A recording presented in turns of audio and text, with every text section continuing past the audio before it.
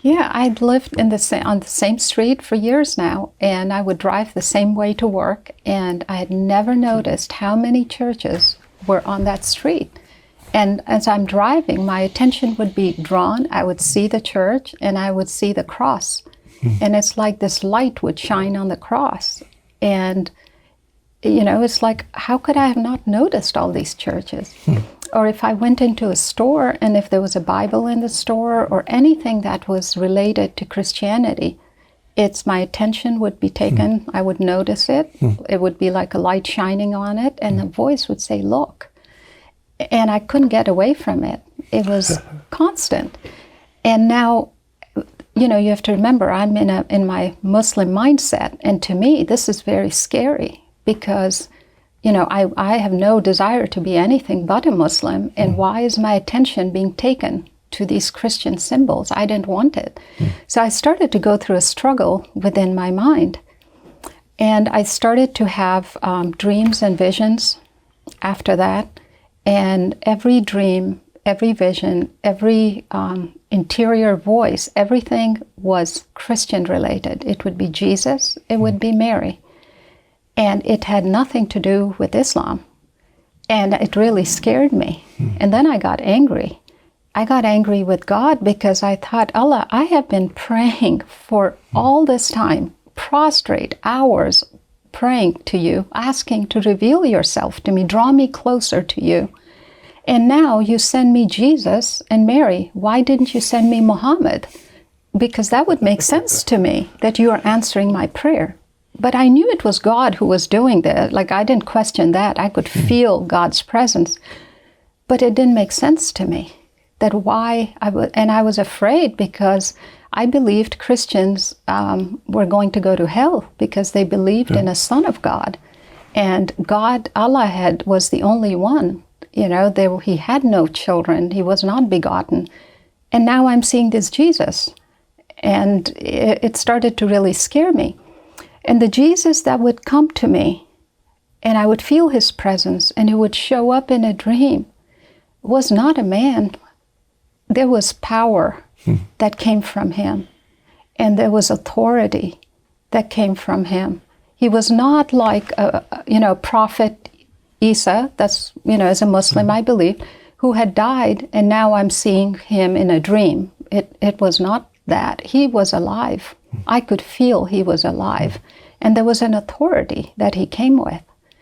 And I remember in one dream, the love that came out of him was so intense that in my dream, I was dying because I could barely take the love. It was all centered on love.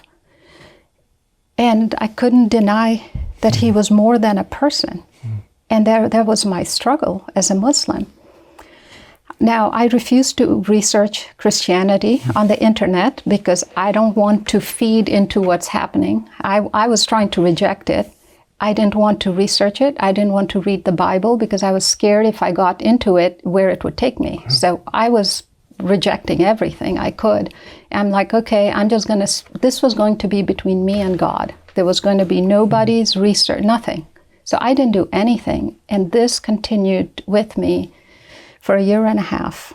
Wow. And I was taken down this road where, and when Mary would call me, and I would, she would ask me to go to a certain place that was Christian, of course, and one was like an outdoor shrine. And I parked my car. I was so angry because I'd had enough of these dreams and visions. I wanted these to stop so I could go back to my Muslim world. I was getting exhausted. And I remember getting out of the car, slamming the door shut, and there was a statue of Mary, and I stood in front of her and said, "What do you want from me? Why are you doing this to me?" And I physically felt these hands on me, turning me to the other side. And when I looked there was the statue of the Sacred Heart of Jesus. And when I looked at him, I couldn't stop looking at him.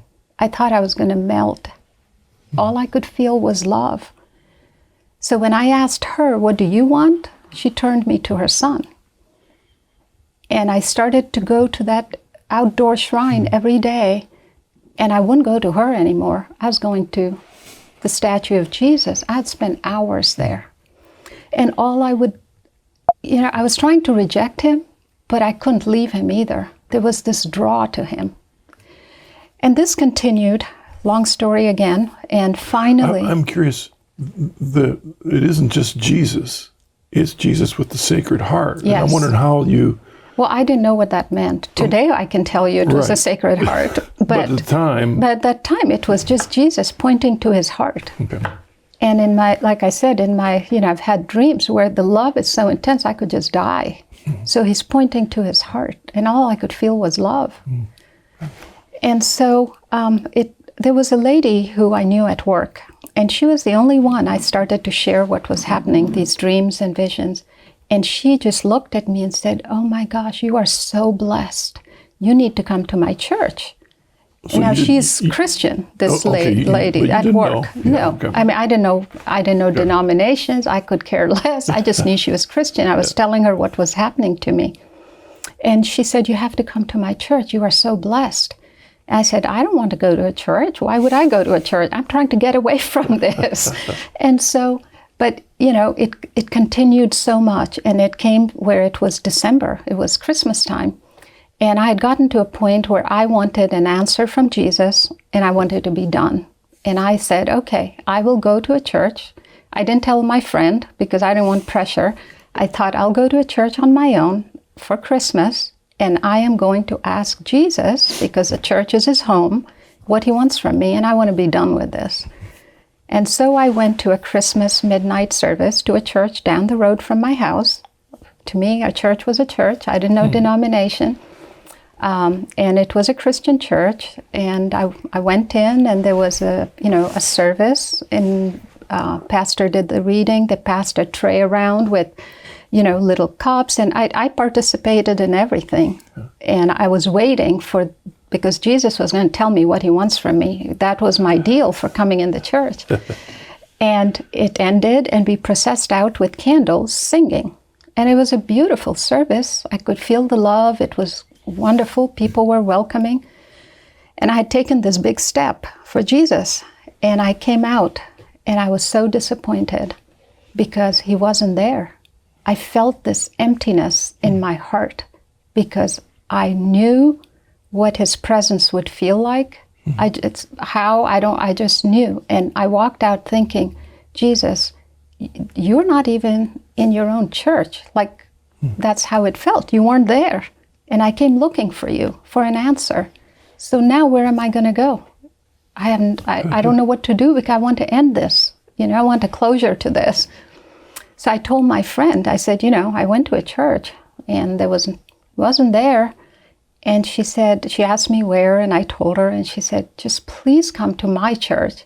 And I said, Debbie, what difference does it make what church I go to? A church is a church. She said, no, just please come to my church. And I was desperate. I said, okay, I'll come to your church, but I'm not doing a service again and spending all this time there. Just take me when no one's there. I'll know if he's really there. And then, so let's not waste time. So one morning I go with her on a weekday, walk in, nobody's there. I took my first step in. It was a Catholic church. And to me, what's a Catholic church? It's just a church, right? And I took my first step in, and I took a breath, and I said, he lives here. I can feel him. I felt physically his presence. And I had no idea the difference between the other church and this church was just a church.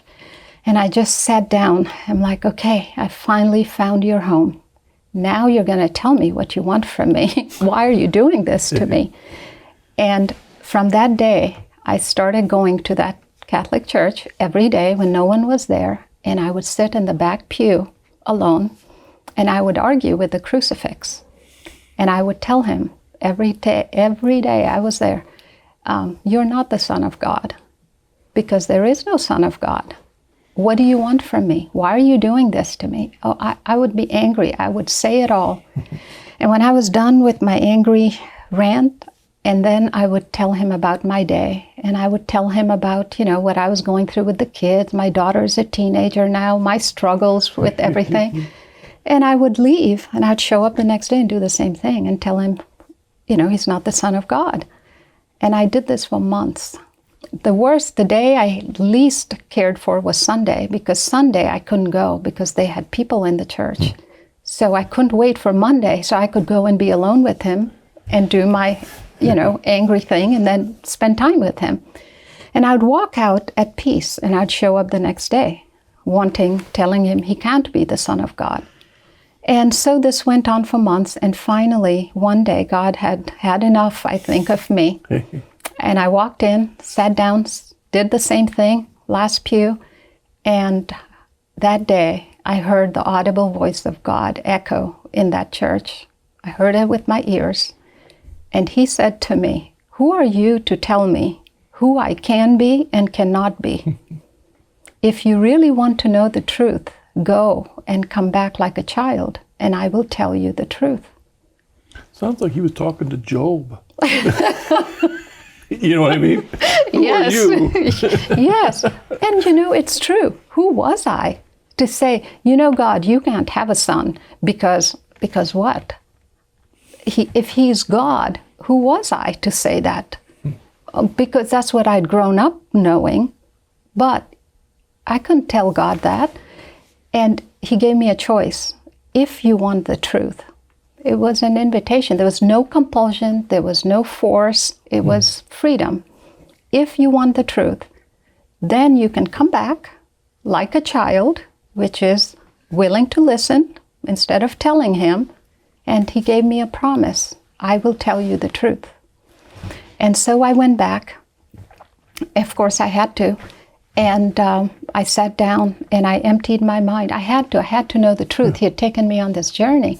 And I sat down and I said, "Tell me." And I emptied my mind. And I was 40 years old. I had to empty it of everything I had learned as a Muslim, my fears, everything. And when I did that, a bolt of light came from that crucifix and it hit my heart. It went through my body and I shook and I collapsed on my knees because Jesus was right in front of me. And I knew everything. And all I could sob out was, I believe you are the Son of God. I believe. Because at the name of Jesus, every knee shall bend and every tongue proclaim that he is Lord to the glory of God the Father. And when he stood in front of me, there was not a question. It wasn't a philosophy of truth. It wasn't an ideology. He is the truth. I was thinking that you had said earlier that you didn't go to the internet, you didn't do this. No. And on the one hand, we're saying, well, where'd you get this information from? But in some ways, you were protected from all the gazillion voices of all the things. I am so thankful for that, because this was just coming straight from him. Yeah. And there was so much love that came. And when I accepted Jesus in that moment on my knees, crying, that wall that I would see as a Muslim that was always before me came crashing down in front of my eyes, and behind the wall was God the Father. And I met him and his love for me. And it was so powerful, I thought I was going to fall over with the love, the waves of love. And he said, I have waited so long for you.